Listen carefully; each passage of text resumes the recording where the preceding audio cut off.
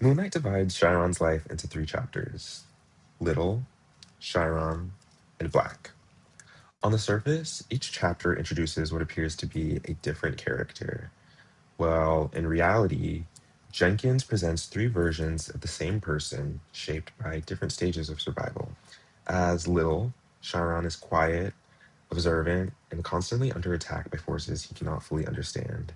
He is bullied for his perceived softness, neglected by his mother, and isolated from his peers. Yet, this section also contains the film's warmest moments through Juan and Teresa's care.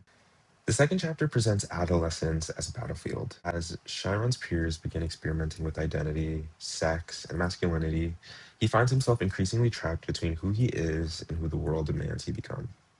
The tenderness of the beach sequence with Kevin stands in direct contrast to the violence and humiliation he experiences elsewhere. By the time we meet Black, that conflict appears resolved.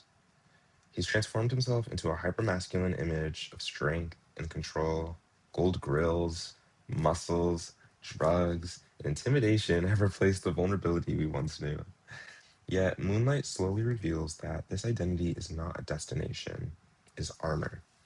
The three act structure allows Jenkins to show identity not as something fixed, but as something constantly negotiated between the self and the world.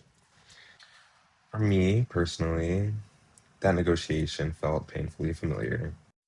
Around second grade, I became aware that other people were trying to understand me before I could even understand myself.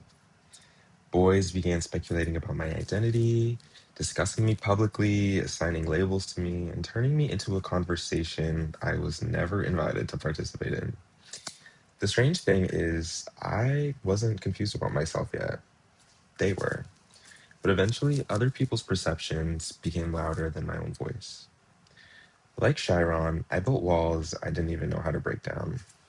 I learned to anticipate rejection before it happened. I learned how to perform acceptability. I learned how to become whatever version of myself felt safest in a given room. And for years, I confused survival with selfhood.